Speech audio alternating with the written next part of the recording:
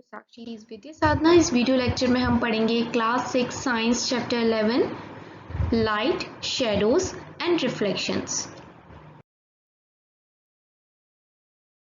Nutrition and plants की बात कर रहे हैं हम। तो क्लास 6 में हमने क्या पढ़ा है कि फूड एक एसेंशियल चीज़ होती है सारे लिविंग ऑर्गेनिजम्स के लिए।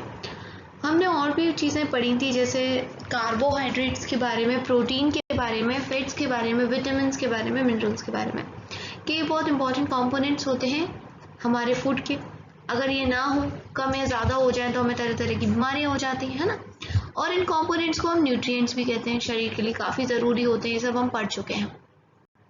हर ऑर्गेनिज्म को खाने की ज़रूरत होती है ना।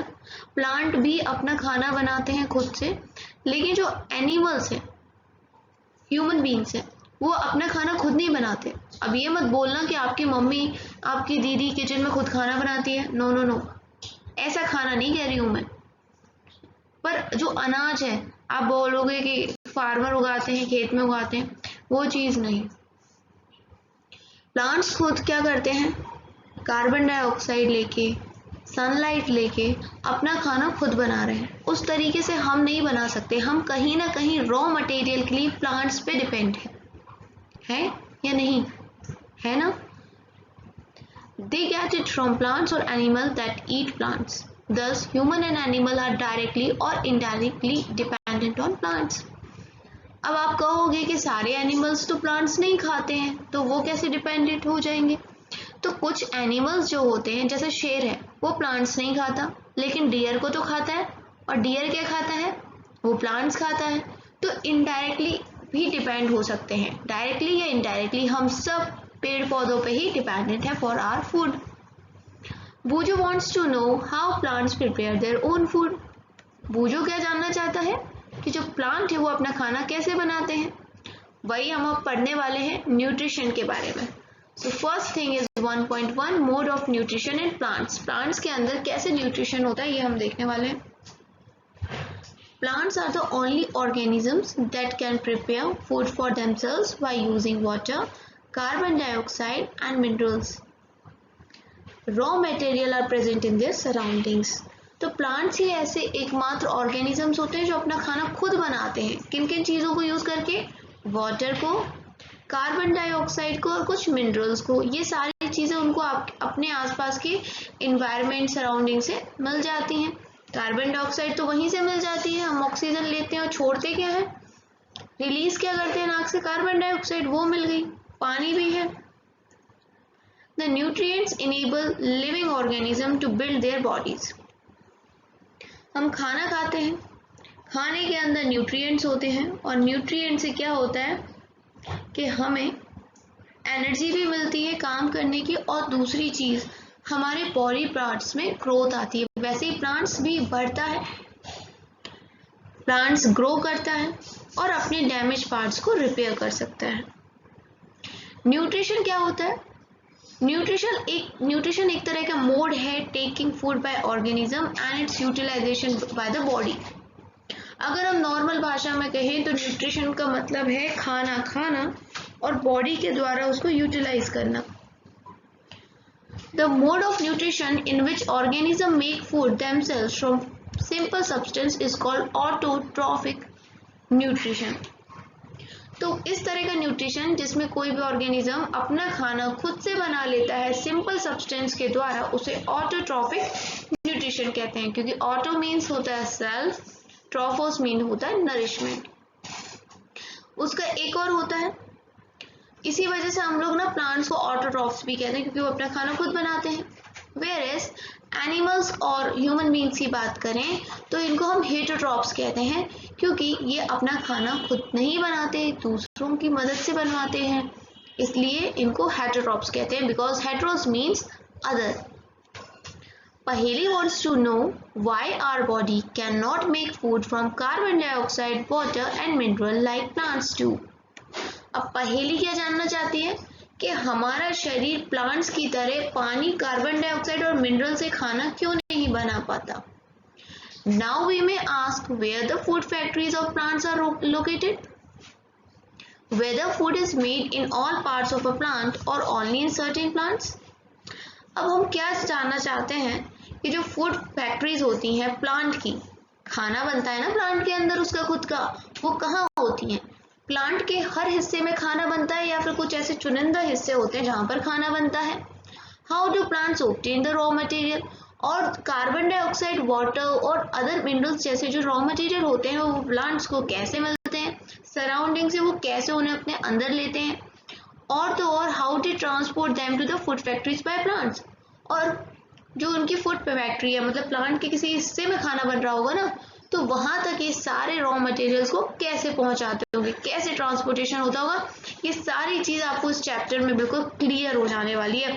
तो सबसे पहले हम पढ़ने वाले हैं फोटोसिंथेसिस के बारे में, food making process in plants. तो जो खाना बनाने की प्रक्रिया होती है, प्रोसेस होती है प्लांट्स के अंदर, उसी को हम फोटोसिंथेसिस कहते हैं। आइए इसको पढ़ते हैं। Leaves are the food factories of plants. तो आपको एक जवाब मिल गया। कोई आपसे पूछे फूड फैक्ट्री क्या है प्लांट की, यानी जहां खाना बनता है प्लांट के अंदर, तो वो है लीव्स, पत्तियों के अंदर। Therefore all the raw material must reach the leaf. इसका मतलब है जो भी रॉ मटेरियल है उसे कहाँ पहुंचना पड़ेगा? लीफ के पास, तभी तो लीफ में खाना बनेगा। Okay, water and mineral present in the soil are absorbed by the roots and transported to the leaves. अब देखो पानी और मिनरल्स ये कैसे पहुंचते हैं? तो जड़ों की मदद से। देखो मिट्टी में डालते हैं ना हम भी पानी, जब गार्डनिंग करते हैं तो मिट्टी में ही डालते हैं ना पानी को। बारिश होती है वो भी मिट्टी में पानी सोख लेती है, और जड़ कहाँ होती है? मिट्टी के अंदर।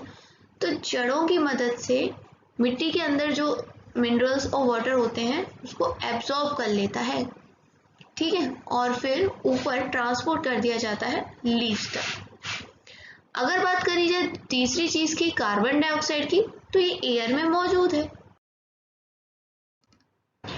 जो टाइनी पोर्स, बहुत छोटे छोटे से छेद बने होते हैं पत्ती के अंदर, उससे उसकी मदद से गैसेस का एक्सचेंज होता है, और इसी की मदद से, छोटे छोटे छेदों की मदद से कार्बन डाइऑक्साइड अंदर चली जाती है, ठीक है। इन छेद के आसपास गार्ड सेल्स होते हैं। गार्ड मीन समझते हो? सिक्योरिटी गार्ड, सुरक्षा करता है ना, वैसे ही ये गार्ड सेल्स भी सुरक्षा करते हैं। किसकी? स्टोमेटा की। कुछ पोर्स होते हैं, इनको हम स्टोमेटा कहते हैं। Bujo wants to know how water and mineral absorbed by roots reach the leaves. अब बूजो क्या जानना चाहता है कि ये तो ठीक था कि रूट से वाटर और मिनरल चले जाते होंगे लीव्स के पास, लेकिन कैसे एब्जॉर्ब कैसे करते हैं, ये बूजो जानना चाहता है। अब वो मैं आपको बताती हूँ। Water and minerals are transported to the leaves by the vessels which run like pipes throughout the roots, stems, branches and leaves. जैसे पाइपलाइन होती है ना, वैसे ही एक पाइपलाइन प्लांट के हर हिस्से में होती है, जड़ से लेके उसके तने में, उसकी टहनियों में, लीव्स में, सब में एक कंटिन्यूअस पाथ और पैसेज कह सकते हैं वो बनाती है, जिसके द्वारा न्यूट्रिएंट्स का ट्रांसपोर्टेशन होता है। और इनको हम क्या बोलते हैं? इन पाइप्स को वेसल्स कहते हैं। आप इस सब के बारे में और ज्यादा डिटेल में पढ़ोगे चैप्टर 11 में। Okay, Paheli wants to know what is so special about the leaves that they can synthesize food but other parts of the plant cannot. The leaves have a green pigment called chlorophyll. It helps leaves to capture the energy of the sunlight. आपने देखा है पत्तियां हरी होती हैं, तो पत्तियां हरी क्यों होती हैं? क्योंकि उनके अंदर एक हरे रंग का पिगमेंट होता है जिसको हम क्लोरोफिल कहते हैं। तो हम ये कह सकते हैं कि क्लोरोफिल की वजह से जो पत्तियां होती हैं वो हमें हरी दिखती हैं। और ये क्या करती हैं? ये हेल्प करती हैं पत्तियों को कि वो एनर्जी, जो सनलाइट की एनर्जी है, उसको क्या कर सके? कैप्चर कर सके, खींच सके। और ये एनर्जी यूज होती है खाना बनाने में, है ना। खाना कैसे कैसे बनता है? कार्बन डाइऑक्साइड और वाटर को मिला के, सनलाइट को क्लोरोफिल ने खींच लिया और फिर खाना बनाते हैं कौन? प्लांट्स। और इस पूरे प्रोसेस को हम कहते हैं फोटोसिंथेसिस। फोटो मीन्स होता है लाइट, सिंथेसिस होता है टू कंबाइन। लाइट की मदद से हम कंबाइन कर रहे हैं कार्बन डाइऑक्साइड को, वाटर को, और खाना बना रहे हैं। इस प्रोसेस को कहते हैं photosynthesis. Okay, So we find that chlorophyll, sunlight, carbon dioxide and water are necessary to carry out the process of photosynthesis. तो अब आपको ये पता चल गया ना कि फोटोसिंथेसिस की प्रोसेस के लिए हमें किन किन चीज़ों की ज़रूरत पड़ेगी, जैसे सनलाइट, कार्बन डाइऑक्साइड और water. It is a unique process on the earth. The solar energy is captured by the leaves and stored in the plant in the form of food. जो सोलर एनर्जी को इन पत्तियों ने chlorophyll की मदद से अपने अंदर खींचा था, वो कैसे स्टोर होती है प्लांट में? खाने के रूप में. ठीक है, खाना बन जाता है ना उसका, तो खाने के रूप में स्टोर्ड रहती है. दस सन, हम ये कह सकते हैं कि सन एक अल्टीमेट सोर्स है एनर्जी का सारे लिविंग बींग्स के लिए, सारे लिविंग ऑर्गेनिजम्स के लिए, जो भी जीते हैं, जिनमें भी ग्रोथ होती है, जो भी लिविंग है, जो भी बायोटिक है, उन सब के अंदर क्या होता है? एनर्जी का स्रोत सन होता है, अल्टीमेट सोर्स है. Can you imagine life on earth in the absence of photosynthesis? क्या बोल रहे हैं कि आप कभी ऐसी कल्पना भी कर सकते हो, सपने में भी सोच सकते हो कि फोटोसिंथेसिस अगर ये प्रोसेस ना हो तो क्या लाइफ होगी अर्थ पर? In the absence of photosynthesis, there would not be any food.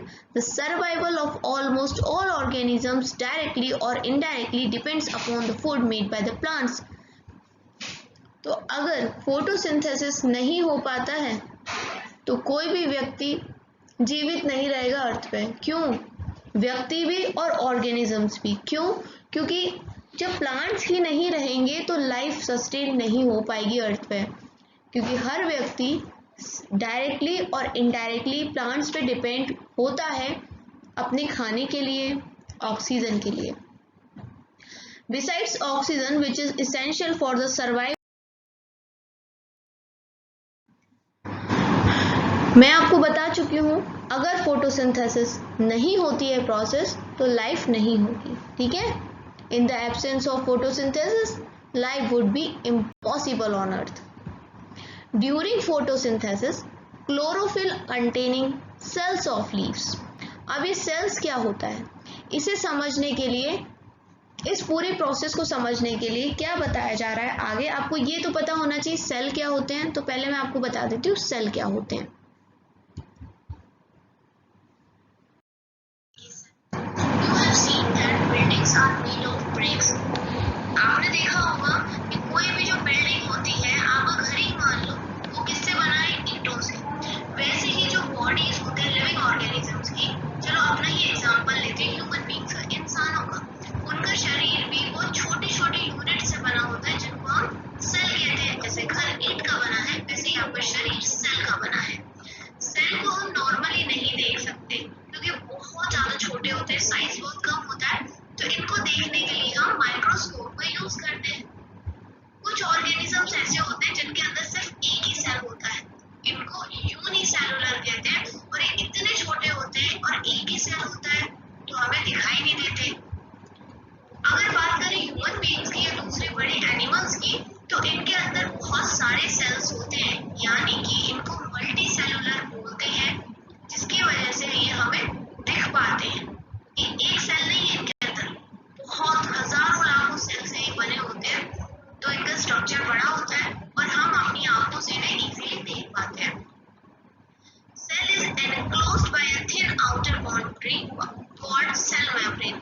तो देखो जो सेल है उसके चारों तरफ एक बाउंड्री बनी होती है. ठीक है, जैसे आपके घर के आजू बाजू बाउंड्री बनी होती है, वैसे सेल के आजू बाजू भी एक बाउंड्री बनी होती है जिसको हम सेल मेम्ब्रेन कहते हैं. ये एक सेल का, आपको सेल की एग्जांपल दिया है फिगर 1.1 में देखो, और सेल के आजू बाजू में आपको क्या दिख रहा है? सेल मेम्ब्रेन दिखाई दे रहा है. Most cells have a distinct centrally located spherical structure called nucleus. आप तो जरा याद रखो, हर सेल में ज्यादातर बीच में एक स्ट्रक्चर होता है. ठीक है, बीच में होता है, स्फेरिकल होता है वो, और उस स्ट्रक्चर को हम न्यूक्लियस कहते हैं. जैसे देखो ये बीच में आपको दिख रहा है, दिस इज न्यूक्लियस. और न्यूक्लियस के चारों तरफ जेली लाइक सब्सटेंस होता है. जेली खाते हैं हम लोग, उस टाइप का एक सब्सटेंस होता है जिसको हम साइटोप्लाज्म कहते हैं. तो आपको ये याद रखना है पहली चीज क्या, कि हमारा शरीर सेल्स का बना होता है. सेल्स इतने छोटे होते हैं कि उन्हें हम अपनी आंखों से नहीं देख पाते,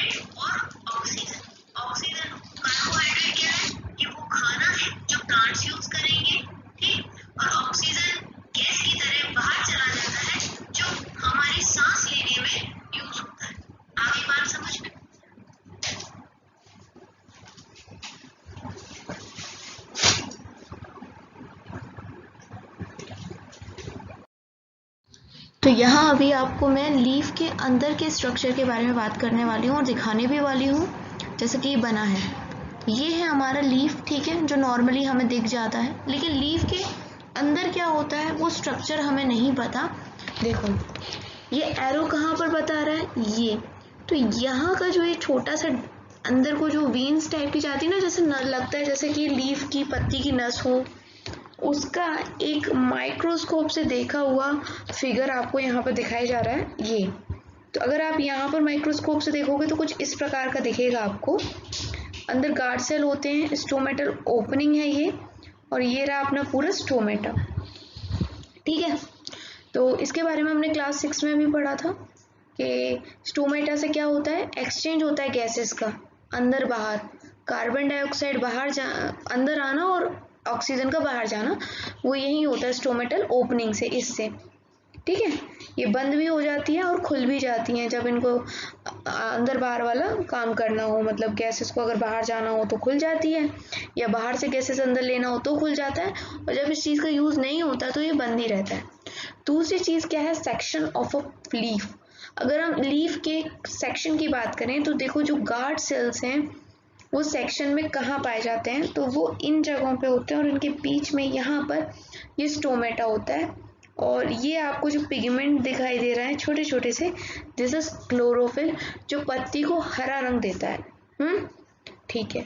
अब बूझो क्या कह रहा है कि हमने ये पढ़ा था कि पत्ती के अंदर जो हरा रंग है वो क्लोरोफिल से आता है, तो उन पत्तियों में कैसे फिर फोटोसिंथेसिस होता होगा, क्योंकि फोटोसिंथेसिस तो क्लोरोफिल से आता है, और कुछ पत्तियां लाल या फिर ब्राउन रंग की होती हैं, तो उनमें फोटोसिंथेसिस कैसे होता होगा।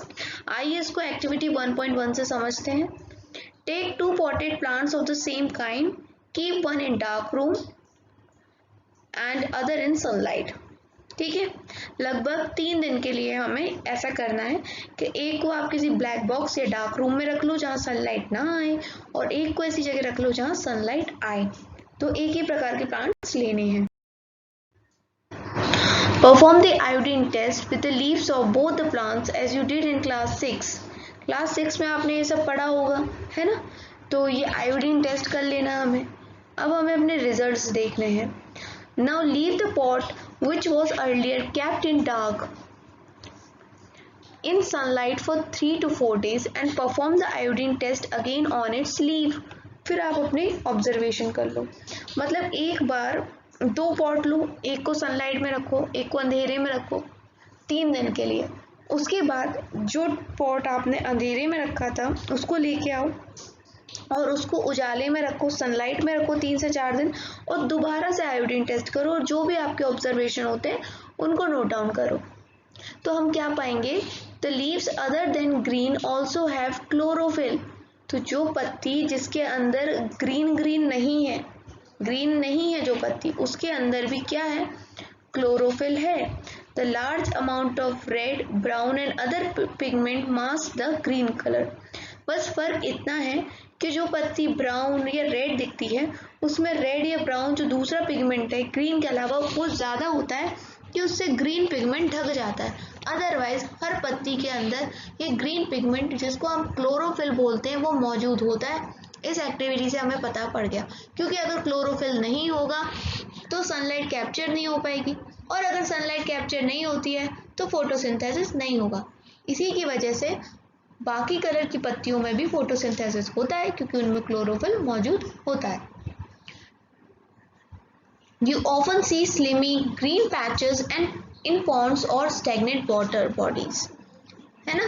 हमने कुछ चिकने से और हरे से पैचेस देखे होंगे तालाब किनारे, और जहाँ पर भी थोड़ा सा गंदा सा पानी भी हो जाए वहाँ देखे हैं, जब रुका हुआ पानी होता है। तो ये कैसे होते हैं, ये ऑर्गेनिज्म की वजह से होते हैं। कुछ ऑर्गेनिज्म जो खुद से उग जाते हैं, इनकी ग्रोथ होने लगती है, और ये ऑर्गेनिजम्स क्या होते हैं, algae. Can you guess why algae are green in colour. बता सकते हो एल्गी हरी क्यों होती है, ग्रीन क्यों होती है। क्योंकि इनके अंदर क्लोरोफिल होता है जो कि इनको हरा रंग देता है। अभी पढ़ाया तो था, ठीक है। Algae can also prepare their own food by the photosynthesis. तो ये एल्गी भी जो होती है ना, अपना खुद का खाना बना लेती है। किस प्रोसेस से, फोटोसिंथेसिस की प्रोसेस से। एल्गी की चीज़ हमने देख ली, मतलब एल्गी भी वही होता है, छोटे छोटे हरा हरा से नहीं उग जाता है, कहीं भी जब गंदा पानी हो या रुका पानी हो तो वहाँ उग जाता है, हरा होता है क्योंकि इसमें क्लोरोफिल होता है, और क्लोरोफिल है तो फिर भाई ये फोटोसिंथेसिस की मदद से खाना तो बना ही लेगा, तो बना लेता है अपना खुद का खाना। Synthesis of plant food other than carbohydrates. तो हमने ये तो देखा था कि प्लांट कार्बोहाइड्रेट्स का यूज़ करता है अपने खाने में, उसके अलावा और क्या क्या चीज़ें होती हैं, जैसे हमारे खाने में तो carbohydrates, protein, fat, vitamin, mineral, इतनी चीज़ें होती हैं, तो प्लांट के खाने में और क्या क्या चीज़ें होती हैं वो देखते हैं। You have just learned that plants synthesize carbohydrates through the process of photosynthesis. The carbohydrates are made of carbon, hydrogen and oxygen. अभी तक हमने ये पढ़ा कि जो प्लांट्स होते हैं वो क्या करते हैं, कार्बोहाइड्रेट्स को सिंथेसाइज करते हैं। कार्बोहाइड्रेट्स होते क्या हैं, ये मिक्सचर होता है एक तरीके से कार्बन, हाइड्रोजन और ऑक्सीजन का। इससे क्या होता है, एनर्जी आती है, ठीक है। और दूसरे जो कंपोनेंट्स हैं किसके, खाने के, प्लांट्स के, वो क्या क्या है, प्रोटीन और fats. But proteins are nitrogenous substance which contain nitrogen, ठीक है। प्रोटीन्स के अंदर क्या होता है, नाइट्रोजन होता है। From where do plants obtain nitrogen, तो फिर प्लांट्स को नाइट्रोजन कहाँ से मिलता होगा। Recall that nitrogen present in abundance in gaseous form in the air. याद करो, ये सब हम पढ़ चुके हैं, पिछली क्लासेस में भी हमने पढ़ा कि एटमॉस्फेयर में नाइट्रोजन की कोई कमी नहीं है, ऑक्सीजन से, कार्बन डाइऑक्साइड से भी ज़्यादा नाइट्रोजन अवेलेबल है, लगभग 71%। तो नाइट्रोजन एयर में तो बहुत ज़्यादा है, लेकिन उस एयर के नाइट्रोजन को प्लांट्स एब्जॉर्ब नहीं कर पाते, ठीक है। तो फिर कहाँ से नाइट्रोजन लेते हैं प्लांट्स, पढ़ो। Soil has certain bacteria that convert gaseous nitrogen into usable form and release it into the soil. Soil यानी मिट्टी के अंदर कुछ ऐसे बैक्टीरिया होते हैं जो एटमॉस्फेयर में यानी वातावरण यानी हवा के अंदर मौजूद नाइट्रोजन को कन्वर्ट कर देते हैं एक ऐसे फॉर्म में जिसको इजीली प्लांट यूज कर पाते हैं, ठीक है, ऐसा होता है। These are absorbed by the plants along with water. और जब प्लांट जड़ों की सहायता से वाटर यूज करते हैं वैसे ही नाइट्रोजन भी कर लेते हैं। Also you might have seen farmers adding fertilisers rich in nitrogen to the soil. और जब नाइट्रोजन की अगर कमी देखने को मिलती है पौधे में तो फार्मर्स अलग से फर्टिलाइजर के रूप में नाइट्रोजन का छिड़काव कर देते हैं अपने खेत में, जिससे उनकी फसल अच्छी हो जाती है। In this way, plant fulfill their requirement of nitrogen along with other constituents. Plants can then synthesize protein and vitamins. तो इस सब की मदद से जो प्लांट्स होते हैं वो प्रोटीन और विटामिन्स को भी सिंथेसाइज कर सकते हैं, क्योंकि फर्टिलाइजर में इस प्रोटीन नाइट्रोजन के अलावा भी कुछ और विटामिन्स होते हैं जो प्लांट्स के लिए यूजफुल होते हैं। आगे आने वाले टाइम पे हम उन्हें भी पढ़ेंगे क्लास टू क्लास। अभी क्लास 7 के हिसाब से जो ज़रूरी है वो हम पढ़ रहे हैं जो आपके चैप्टर में दिया हुआ है। Other modes of nutrition in plants. तो प्लांट्स में और किस प्रकार से न्यूट्रिशन लिया जा सकता है उसे पढ़ेंगे। कुछ प्लांट्स ऐसे होते हैं जिनके अंदर क्लोरोफिल नहीं होता, तो वो अपना खाना नहीं बना पाते हैं। जब वो अपना खाना नहीं बना पाते हैं तो फिर वो जीवित कैसे रहते होंगे, है ना, उन्हें न्यूट्रिशन कहाँ से मिलता होगा। जैसे हम एनिमल्स हैं और ह्यूमन बींग्स और एनिमल्स हैं, वो फूड पे डिपेंड है, पर किस पे, फूड कहाँ से आता है एनिमल्स और ह्यूमन बींग्स का, डायरेक्टली और इनडायरेक्टली प्लांट से आता है ना। वैसे कुछ प्लांट्स ऐसे हैं जो क्या करते हैं, वो भी खाने पर ही डिपेंड है, लेकिन उस खाने पर जो दूसरे प्लांट्स बनाते हैं, ठीक है। They use heterotrophic mode of nutrition. वो क्या यूज करते हैं, हेटरोट्रॉपिक मोड ऑफ न्यूट्रिशन, मतलब प्लांट अपना खाना नहीं बना रहा, प्लांट दूसरे प्लांट पे डिपेंड है कि वो खाना बनाए। अभी एग्जाम्पल से आपको समझ में आएगा। हम एक फिगर देखेंगे अभी 1.5 अभी दिखाऊंगी आपको। Do you see a yellow very branch structure twining around the stem and branches of a tree. This is a plant called cuscuta, जिसको हिंदी में अमरबेल कहते हैं। It does not have chlorophyll. It takes ready-made food from the plant on which it is climbing. The plant on which it climbs is called the host since it derives the host of valuable nutrients. तो आइए figure को देखते हैं।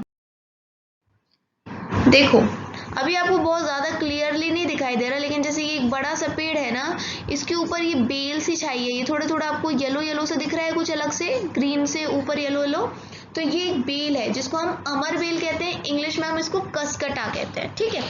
तो ये क्या करता है, अब ये येलो येलो है, इसमें कोई क्लोरोफिल मौजूद नहीं है, तो खाना तो खुद का बना नहीं सकता।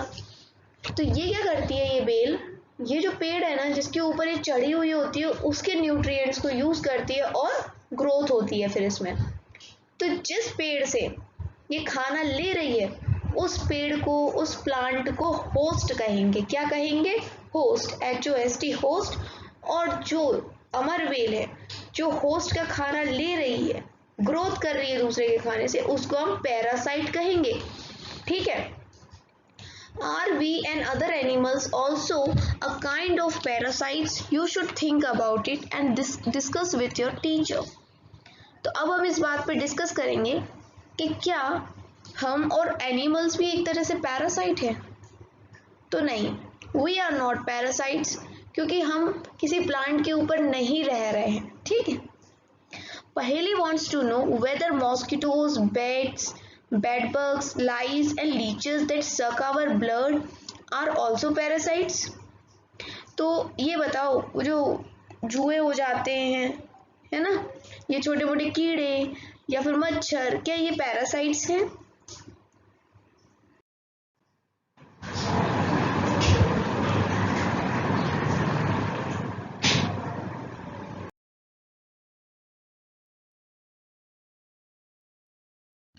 So yes, these are parasites, और इनके लिए जो होस्ट का काम करते हैं वो हमारी बॉडी, ह्यूमन बॉडी एक होस्ट का काम करती है।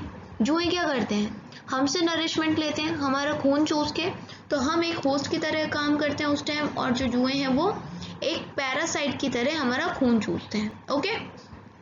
हैव यू सीन और heard of plants that can eat animal? आपने ऐसे प्लांट्स के बारे में सुना है जो दूसरे एनिमल्स को खा जाए, इंसेक्ट्स को खा जाए? कुछ प्लांट्स ऐसे हैं जो दूसरे छोटे छोटे कीड़ों को ना अपने ट्रैप में फंसा लेते हैं, जाल में फंसा लेते हैं और डाइजेस्ट भी कर लेते हैं। अजीब सी बात है ना, अमेजिंग भी है, गजब भी है। सच प्लांट्स मे बी ग्रीन और ऑफ सम अदर कलर। ये प्लांट्स ग्रीन भी होते हैं और दूसरे रंग के भी होते हैं, जैसे कि द पिक्चर लाइक और jug like structure is the modified part of leaf.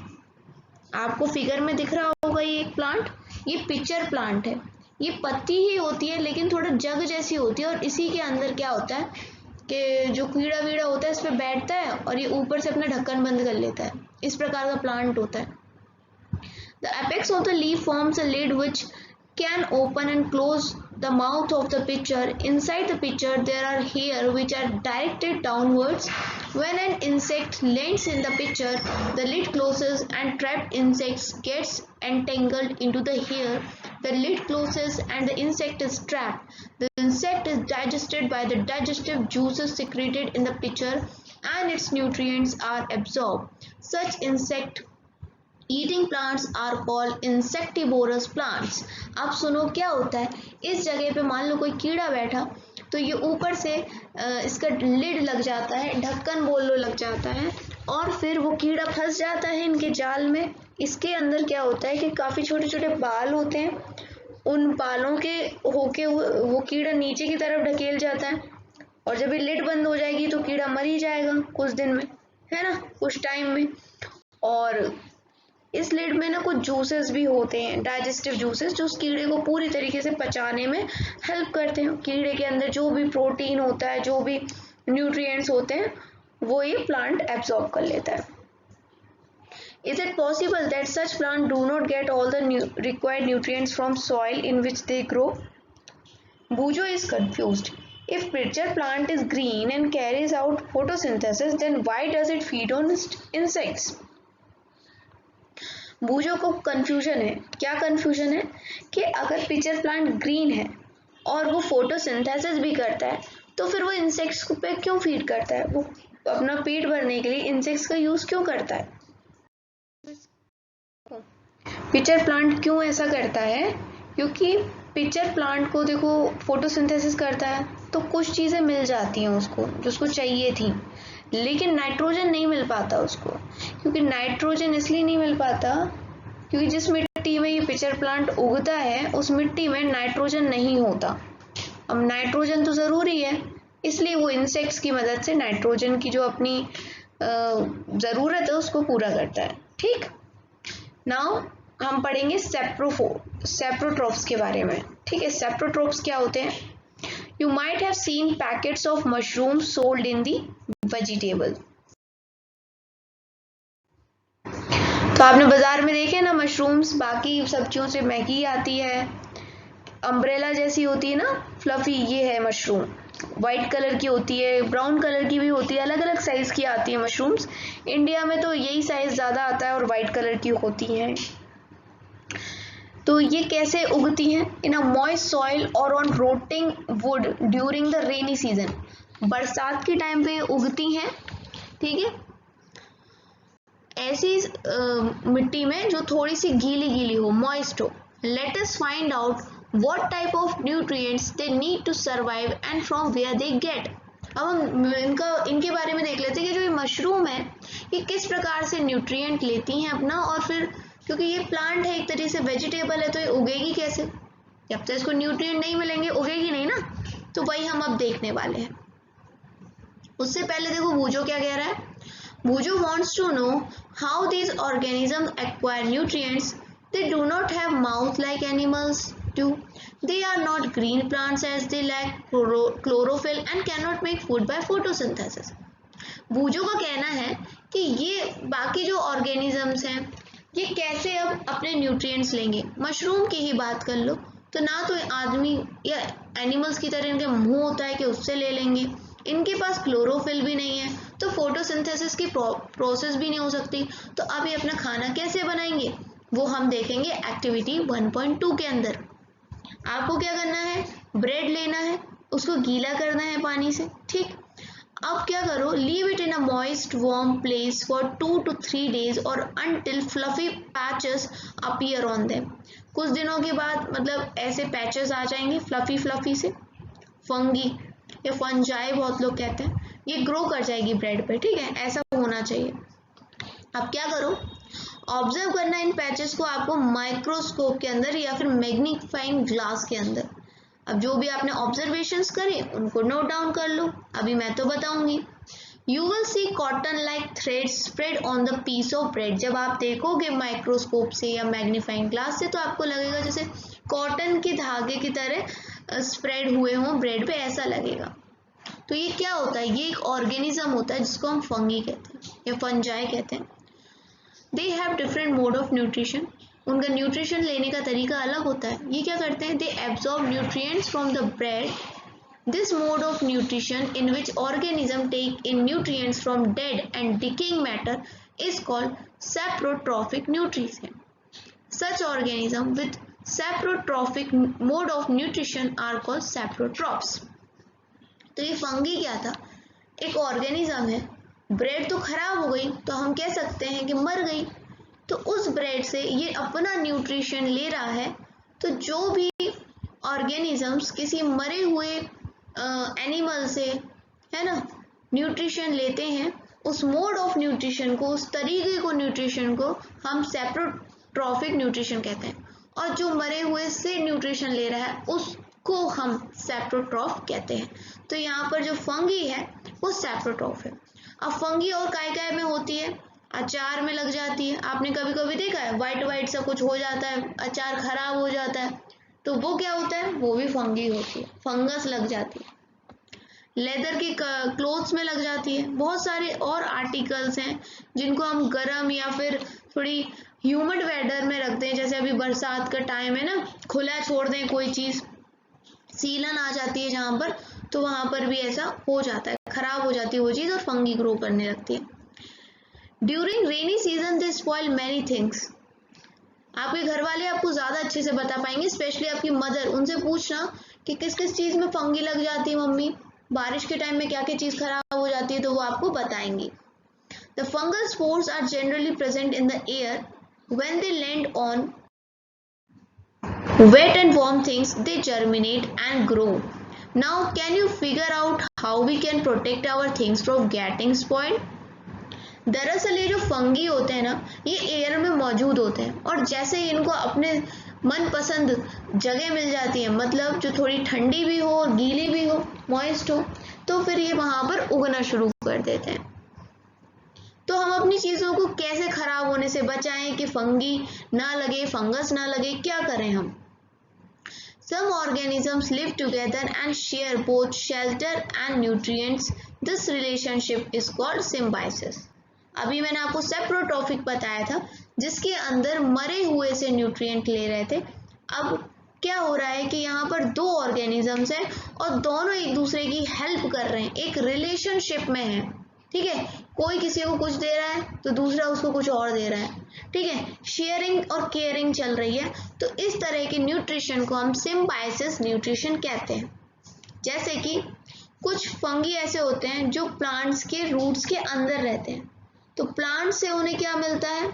Plants provide nutrients to the fungus and in return fungus provide water and certain nutrients. Plants कुछ न्यूट्रिएंट्स जो फंगस को जरूरी है वो देते हैं और फंगस कुछ न्यूट्रिएंट्स जो प्लांट को जरूरी है वो दे देते हैं।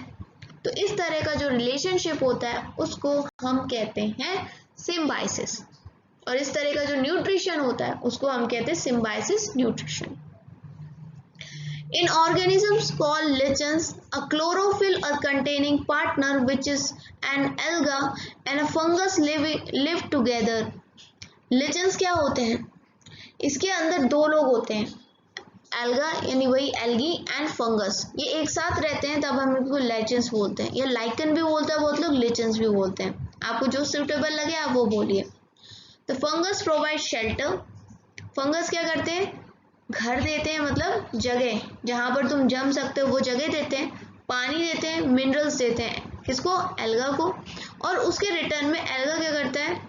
खाना बना देता है फंगस के लिए। तो दोनों एक दूसरे की हेल्प कर रहे हैं, तो कह सकते हैं एल्गा और फंगस दोनों एक सिम्बायोटिक रिलेशनशिप में है, सिम्बायोसिस में है। ये सिम्बायोसिस मोड ऑफ न्यूट्रिशन का एग्जाम्पल हो जाएगा, जिसको हम लाइकन्स कहेंगे। तो लाइकन्स के अंदर क्या क्या हो गया? एल्गा और fungus. Now see 1.5 how nutrients are replenished in the soil. Have you seen farmers spreading manure or fertilizer in the fields or gardens using them in lawns or in pots? Do you know why this is done? कई बार आपने देखा होगा जो किसान होते हैं अपने खेत में किस चीज़ का छिड़काव करते हैं? खाद का, फर्टिलाइजर का। गार्डन में भी डालते हैं, लॉन में भी डालते हैं। क्यों करते हैं हम ऐसा? You learn that plant absorb mineral and nutrients from the soil, so their amount in the soil keep on declining. Fertilizer and manures contain nutrients such as nitrogen, potassium, phosphorus, etc. These nutrients need to be added from time to time to enrich the source. The soil, we can grow plants and keep them healthy if we can fulfill the nutrient requirement of plants. तो हमने अभी पढ़ा कि plants soil की मदद से जो useful nutrients होते हैं उनको लेता रहता है। तो जो सॉइल में न्यूट्रिएंट्स थे उनको तो प्लांट ने ले लिया, तो सॉइल के जो न्यूट्रिएंट थे वो खत्म होने लगते हैं। तो वो खत्म ना हो इसीलिए ऊपर से खाद और फर्टिलाइजर डाला जाता है ताकि बैलेंस बना रहे, क्योंकि अगर न्यूट्रिएंट नहीं मिलेंगे प्लांट को, जो नाइट्रोजन वगैरह था वो नहीं मिलेगा, पोटेशियम नहीं मिलेगा, फॉस्फोरस नहीं मिलेगा, तो प्लांट अच्छे तरीके से ग्रो नहीं कर पाएगा। इसलिए फर्टिलाइजर और मैन्योर डाला जाता है। Usually crop plant absorb a lot of nitrogen and the soil become deficient in nitrogen. ज़्यादातर जो हमारी फसलें होती हैं ना, क्रॉप हमारी खाने पीने वाली फसलें, ये ज़्यादा नाइट्रोजन को खींचती हैं, तो सॉइल में कमी आ जाती है नाइट्रोजन की। You learned that though nitrogen gas is available in plenty in air, plants cannot use in the manner they can use carbon dioxide. They need nitrogen in a soluble form. हमने अभी पढ़ा था कि nitrogen सबसे ज़्यादा तादाद में है, लेकिन प्लांट्स उसको यूज़ नहीं कर पाते क्योंकि जिस फॉर्म में नाइट्रोजन अवेलेबल है, plants are not able to use such nitrogen. Nitrogen को कन्वर्ट करना पड़ता है दूसरे फॉर्म में। The bacterium called rhizobium can take atmospheric nitrogen and convert it into usable form। तो ऐसा काम कौन करता है? मिट्टी में मौजूद एक बैक्टीरिया है, इस बैक्टीरिया का नाम याद रखना बहुत इंपॉर्टेंट है, राइजोबियम। ये राइजोबियम क्या करता है कि चेंज कर देता है, जिस फॉर्म में एटमॉस्फेयर में अवेलेबल होती है ना नाइट्रोजन, उसको इस लायक बनाता है कि प्लांट उसको इजीली एब्जॉर्ब कर पाए। ठीक है, जो राइजोबियम होता है वो अपना खाना खुद नहीं बनाता, so it often lives in the root of gram, peas, moong, beans and other leguminous and provide them with nitrogen. तो ये जो राइजोबियम बैक्टीरिया होता है ये अपना खाना खुद नहीं बना पाता, ये जड़ों में रहता है। किनकी जड़ों में रहता है ये बैक्टीरिया? जो होता है कुछ स्पेशल प्लांट्स की जड़ों में होता है, जैसे कि मटर की, चने की, मूंग की, बीन्स की, मतलब ज़्यादातर ना जो दाल वाली फसलें होती हैं उनकी जड़ों में होता है। ठीक, in return plant provide food and shelter to the bacteria, they thus have a symbiotic relationship. तो ये सब पूरा मैंने आपको किस लिए बताया है? सिम्बायोटिक रिलेशनशिप बताने के लिए कि बैक्टीरिया और प्लांट के बीच में भी कौन सा बैक्टीरिया? Rhizobium bacteria. ठीक है, इनके बीच में भी एक सिम्बायोटिक रिलेशनशिप है। बैक्टीरिया प्लांट को नाइट्रोजन दे रहा है, नाइट्रोजन बैक्टीरिया को खाना दे रहा है और अपनी जड़ों में रहने की इजाजत दे रहा है। ये चीज आपको समझनी होगी। ठीक है, ये एक एग्जाम्पल हो गया और बहुत ही अच्छा एग्जाम्पल है सिम्बायोटिक रिलेशनशिप का। This association is of great significance for the farmers. They can reduce the use of nitrogenous fertilizer where leguminous plants are grown. ये जो symbiotic relationship होता है ना इस राइजोबियम और प्लांट्स के बीच में, ये बहुत सही रहता है फार्मर्स के लिए। क्यों? चैप्टर में हमने पढ़ा कि ज़्यादातर जो प्लांट्स होते हैं वो ऑटोट्रॉप्स होते हैं। ऑटोट्रॉप्स मतलब अपना खाना कुछ खुद बनाते हैं, है ना। और कुछ प्लांट ऐसे हैं जो पैरासाइटिक होते हैं, कुछ प्लांट सेप्रोफाइटिक होते हैं जो डेड और डिके से प्रोटीन और न्यूट्रिएंट्स को लेते हैं। और पैरासाइटिक कौन से होते हैं? जो दूसरे प्लांट पर रहकर उससे न्यूट्रिएंट लेते हैं, जैसे कि अमर बेल का मैंने आपको एग्जाम्पल बताया था, सेप्रोफाइटिक का भी बता दिया था। और कुछ एनिमल्स ऐसे होते हैं जो आते हैं कैटेगरी में हेटरोट्रॉप्स की। हेटरोट्रॉप्स कौन होते हैं? जो अपना खाना खुद नहीं बना पाते, दूसरे प्लांट या अदर एनिमल्स पे अपने खाने के लिए डिपेंडेंट होते हैं। क्या हम कह सकते हैं कि जो इंसेक्टिवोरस प्लांट हैं वो पार्शियल हेटरोट्रॉप्स होते हैं क्या?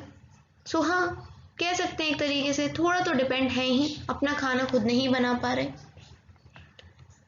तो ये था इस चैप्टर में। कुछ कीवर्ड्स हमने पढ़े जैसे ऑटोट्रॉफिक, क्लोरोफिल, हेटरोट्रॉप, होस्ट क्या होता है, insectivorous, nutrient, nutrition, parasite, photosynthesis, saprotrophs, saprotrophic, stomata. ये सारे कीवर्ड्स के मीनिंग, डेफिनेशन आपको पता होनी चाहिए। मैंने पूरे चैप्टर में अच्छे से इनको एक्सप्लेन किया है। अगर एक बार में नहीं समझ में आता तो आप दोबारा इसको देख सकते हो वीडियो को। ठीक है, मिलेंगे नेक्स्ट वीडियो में। तब तक के लिए thanks for watching. Sakshi Vidya Sadhana.